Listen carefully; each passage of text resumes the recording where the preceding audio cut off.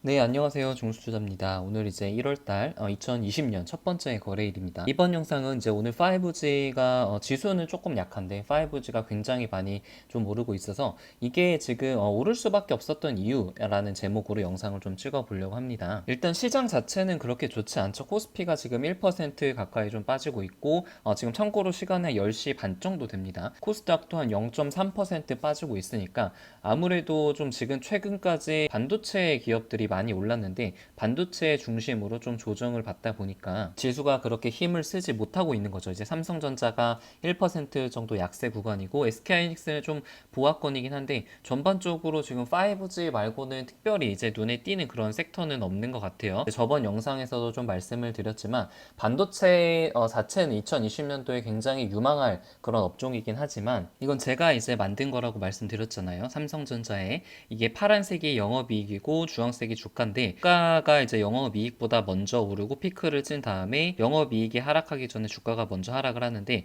지금 영업이익에 비해서 주가가 너무 많이 올라와 있어요. 갭이 너무 크다는 말이죠. 보통 약간은 조금 갭이 있어도 좀 같이 동행하는 그런 모습을 좀 보였는데 지금 주가가 그 영업이익에 비해서 너무 많이 올랐기 때문에 지금 당장에 들어가는 것은 어떤 시간적으로나 아니면 그 가격 조정 면에서 약간 리스크를 좀 떠안을 수도 있다라는 그런 의견을 저번 영상에 좀 말씀을 드렸습니다. 아직까지 그 생각은 좀 유효를 하고 그래서 개인적으로 지금 반도체가 약간씩 조정을 받을 때마다 분할 매수를 조금 미리 시작하는 것도 나쁘진 않을 것 같아요. 왜냐하면 이게 반도체가 이제 조정을 받기는 받을 텐데 어디까지 받을지 그러니까 뭐 한 2, 3주만 조정을 받고 오를지 아니면은 한 달, 세 달을 받고 나서 오를지 아무도 모르기 때문에 그래서 개인적으로는 지금 테스트를 아주 소량 조금 분할 매수를 했습니다. 조정이 약간씩 올 때마다 조금씩 분할 매수 계획으로 지금 포지션을 잡고 있습니다. 그리고 오늘 이제 지수가 이렇게 좀 안 좋은데 5G 종목들이 어마어마하게 좀 강하죠. KMW가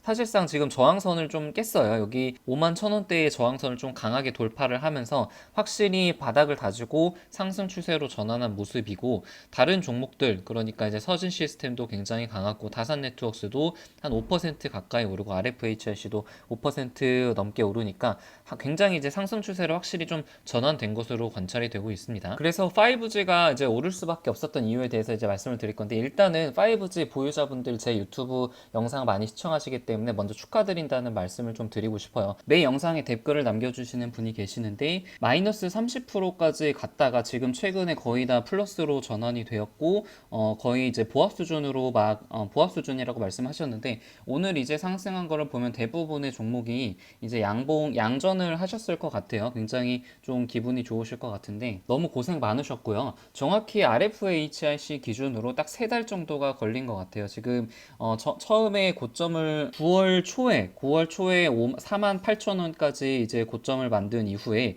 계속 하락을 해가지고 12월까지 하락을 했으니까 거의 3달 넘게 그 가격 조정과 기간 조정이 있었으니까 굉장히 좀 고생을 했다고 이제 말씀을 좀 드릴 수가 있겠고 지금 이렇게 많이 상승해서 물론 기분은 좋지만 우리가 얼마나 그 힘든 시간들을 거쳤고 5G에 대한 어떤 비관론 속에서 이 종목들을 버티고 그리고 수익을 지금 보고 있는지에 대해서 한번 피드백을 할 필요가 있습니다. 일단 개인적으로는 RFHC가 8월달 25,000원에서 9월달 48,000원까지 단기간에 거의 50%, 60% 이상 많이 올랐을 때 개인적인 그 슈팅 구간이라고 생각을 해서 한 3번 정도에 걸쳐서 한 비중의 50%를 좀 분할 매도를 했습니다. 이거는 굉장히 좀 잘한 일이라고 생각을 했어요. 왜냐하면 이게 3분기 때 실적이 그렇게 잘 나오지 않을 것임을 알고 있었기 때문에 너무 슈팅 구간 그러니까 실적에 비해서 주가가 너무 많이 올랐을 거라고 생각을 해서 분할 매도를 한 건 굉장히 잘한 것인데 저는 이게 한번 상승 추세를 탔기 때문에 이게 약간 조정을 좀 받더라도 21선이나 60일선에서 좀 지지를 받고 다시 상승을 할 거라고 생각을 했어요. 그래서 이렇게 크게 이제 조정을 받고 기간 조정을 조금 한 달 정도 받았다고 생각하는 순간부터 이제 분할 매수를 좀 시작을 했거든요. 지금 와서 되돌아 보면은 좀 실수였다고 생각은 하지만 그래서 당시 저의 이제 기록에는 이렇게 쌍고점을 만들고 하락을 하는데 계속 좀 분할 매수를 했죠. 어떻게 보면 지금 5G 모멘텀이 많이 떨어져 있는 상태였기 때문에 지금 이런 데서 분할 매수를 해서 비중을 조금 늘리기보다는 약간 좀 충분히 더 기간 조정과 가격 조정을 받은 다음에 분할 매수를 이제 비중을 많이 들고 갔으면 좀 어땠을까라는 그런 후회가 조금 남긴 합니다. 그러니까 차트상으로 봤을 때 이런 구간에서 제가 좀 비중을 많이 조금 늘렸는데, 이런 구간보다는 조금 더 충분히 하락한 다음에 이런 구간에서 비중을 좀 늘렸다면은 지금 수익률이 지금보다 훨씬 더 좋았을 텐데 약간 아쉬움이 남아요. 그래서 이런 것들을 좀 보면서 다음에 내가 이런 이제 5G 말고 다른 어떤 주도 섹터가 조정을 받을 때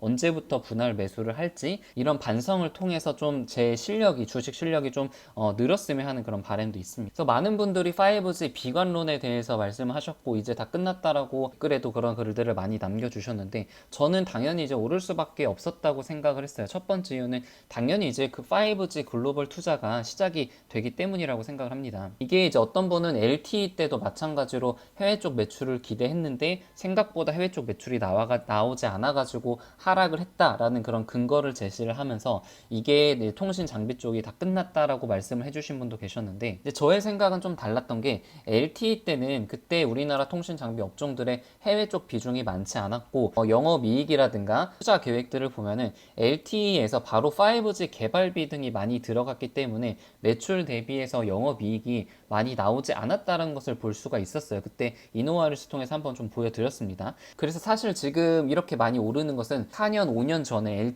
LTE 때 개발을 많이 했던 것이 지금 빛을 보는 구간이라고 생각이 좀 듭니다. 그리고 해외 쪽 매출이 비중이 많은 기업들, 그러니까 다산네트워크스라든가 이노와스, KMW 이런 기업들이 지금 우리 한국에서 투자만 봤을 때도 이렇게 수혜를 많이 입었는데 해외 쪽 매출이 반영이 되면은 당연히 강한 2차 상승이 나올 수밖에 없다라고 생각을 했기 때문에 이 두 가지 아이디어만 좀 믿고 계속 홀딩한 것이 지금 2020년 돼서 좀 기분 좋은 그런 주식의 시작을 좀 하게 되는 것 같습니다. 그리고 이제 두 번째 이유는 차트상 굉장히 좋은 매수 자리가 나왔기 때문이라고 생각을 해요. 그러니까 지지선을 이탈을 했는데 이게 무슨 말이냐면은 일반적으로 지금 이렇게 지지선을 이탈을 한 경우에는 보통 이제 손절을 많이 치거나 아니면은 좀 비중을 줄여야 된다라고 알고 계신 분들이 많으실 거예요. 자, RFHIC도 보면은 여기가 약간 지지선이었는데 지지선을 한번 좀 깼죠. 지금 날짜가 12월 5일날 한 2% 정도 하락을 하면서 지지선을 깼고,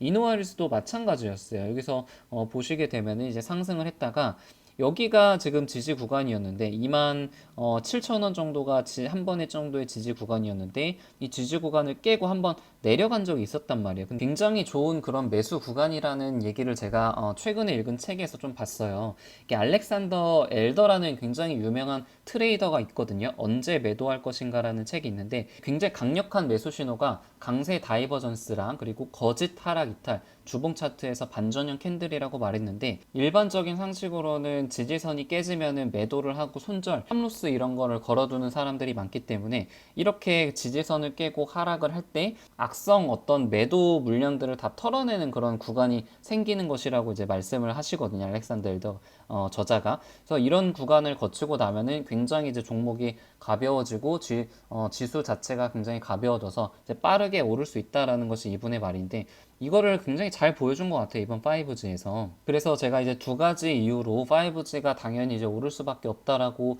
영상에서도 계속 말씀을 드렸고, 실제로 저의 이제 포트에도 비중이 많이 있기 때문에 수익이 최근에 12월 달 막판 해가지고 굉장히 많이 이제 플러스가 됐어요. 그래서 이제 중요한 거는 앞으로 5G가 어떻게 흘러갈 것인가. 오늘 이제 올랐다 그래가지고 뭐 앞으로 계속 1년 내내 오를 수는 없겠죠. 그래서 개인적으로는 1분기 실적 발표 전까지는 좀 상승 추세를 이어갈 가능성이 좀 높다고 생각이 들고, 이거에 대해서는 제가 2020년 주도주로 바라본 2020년 전망이라는 영상을 또 하나 찍을 거거든요. 거기서도 좀 자세히 말씀을 드리겠습니다.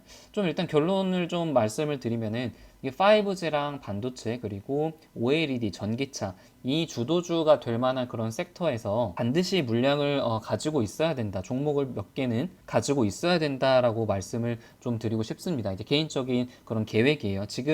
일단은 지금은 5G의 비중이 가장 많은데 어느 정도 쪼고 나면은 다시 그 비중을 이제 반도체나 이제 전기차 쪽으로 비중을 약간 좀 옮길 계획이에요. 그래서 이게 약간 순환적으로 돌면서 이 주도주가 변경될 가능성이 좀 있거든요. 저의 이제 2020년 어떤 전반적인 계획도 말씀을 좀 드리겠습니다.